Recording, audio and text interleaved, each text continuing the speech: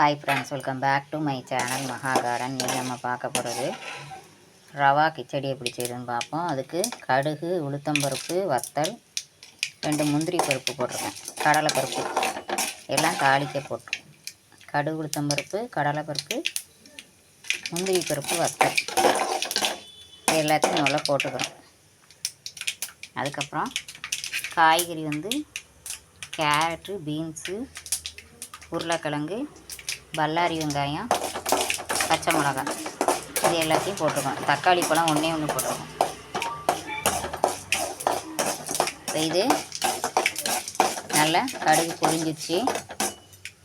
இந்த ஸ்டேஜில் நம்ம காய்கறியை தூக்கி அதோட சேர்க்கணும்.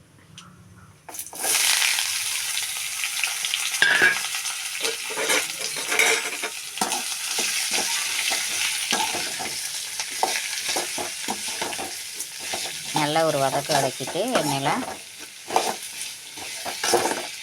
தண்ணி அளந்து ஊற்றணும். இப்போ 1 டம்ளர் ரவை, அதாவது 200 ரவைக்கு 2.5 டம்ளர் தண்ணி, அதே டம்ளரால் 2.5 டம்ளர் தண்ணி விடணும். இப்போ நான் 300 ரவை கிட்ட இருக்குது, இதை அளந்து பார்க்கணும் எவ்வளோ இருக்குது. இந்த ரவைக்கு தண்ணி எவ்வளோ ஊற்றுறோன்னு சொல்கிறேன்.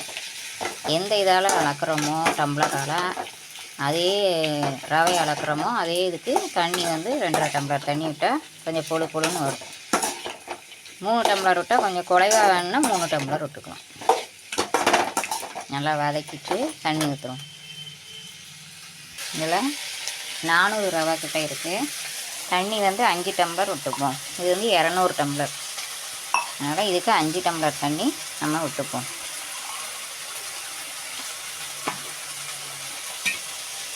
காய் ஓரளவுக்கு வதங்கிட்டு தண்ணி வரும். 5 டம்ளர் தண்ணி விட்டுக்கிறோம்.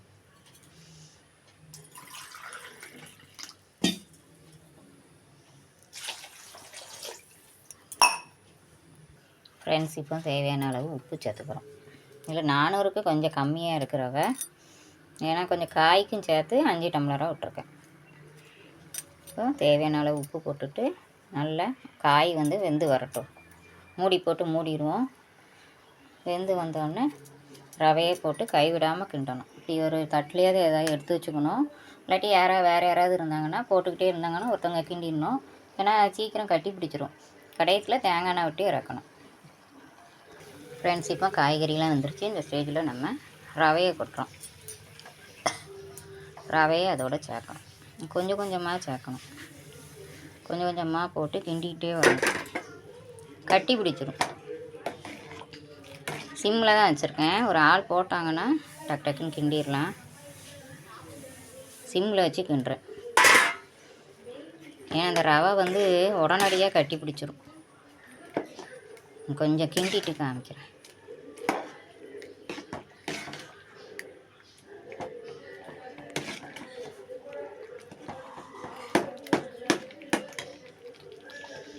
ஃப்ரெண்ட்ஸ், இதோட இப்போ கொஞ்சம் நம்ம தேங்காய் எண்ணெய் சேர்த்துக்கிறோம். ஒரு 2 ஸ்பூன் அளவுக்கு சேர்த்துக்கிறோம். இப்போ நல்ல ஒரு கிண்டி விட்டுட்டு காமிக்கிறோம். ஃப்ரெண்ட்ஸ், இப்போ கிண்டி இறக்கியாச்சு. பாருங்கள் எவ்வளோ நல்லா பொழுன்னு வந்திருக்கு பாருங்கள். ரொம்பவும் பொழுன்னு இருந்தால் வேகலைன்னா வயிறு வலிக்கும். இது கரெக்டான பதம். இந்த அளவுக்கு நம்ம கிண்டி எடுத்து கடைசியில் தேங்காய் எண்ணெய் விட்டோம்னா நமக்கு நல்லா வாசனையாக இருக்கும் சாப்பிட்டா. ஓகே ஃப்ரெண்ட்ஸ், நீங்களும் ட்ரை பண்ணி பாருங்கள். இந்த வீடியோ பிடிச்சிருந்தால் லைக் பண்ணுங்கள், ஷேர் பண்ணுங்கள், கமெண்ட் பண்ணுங்கள். என்னோடய சேனலை மறக்காமல் சப்ஸ்கிரைப் பண்ணி பாருங்கள். பக்கத்தில் இருக்கிற பெல் பட்டனையும் அமைக்கிக்கோங்க. Okay, thank you. Hi friends, welcome back to my channel Maha garden. இன்றைக்கி நம்ம தேங்காய் சட்னி எப்படி வித்தியாசமாக அரைக்கிறதுன்னு பார்ப்போம். இதுக்கு தேங்காய் ஒரு 1/4 மூடி, ஒரே ஒரு தக்காளி பழம், ஒரு 2 மிளகா, ஒரு குட்டி மிளகா, பச்சை மிளகா, ஒரு பல்லாரி வெங்காயம், பொரிகல் எல்லாத்தையும் எடுத்து வச்சுருக்கேன். இதை அரைச்சிட்டு காமிக்கேன். உப்பு போட்டு அரைக்கிறோம். இப்போ தேவையான அளவு உப்பு தேவையான அளவு போட்டு இதை அரைச்சிட்டு காமிக்கிறோம். ஃப்ரெண்ட்ஸ் இப்போ ஃபைனாக அரைச்சாச்சு. இப்போ கடுகு, உளுத்தம் பருப்பு, கருவேப்பிலை போட்டு தாளித்து இந்த சட்னியை தூக்கி அதில் விட போகிறோம். ஃப்ரெண்ட்ஸ் இப்போ கடுகு, உளுத்தம் பருப்பு போட்டாச்சு, கருவேப்பிலை போடும். ஃப்ரெண்ட்ஸ் லைட்டாக ஒரு கொதி வந்தோடனே தாளிச்சத்தை போட்டு இறக்கிற வேண்டியது. Okay, thank you.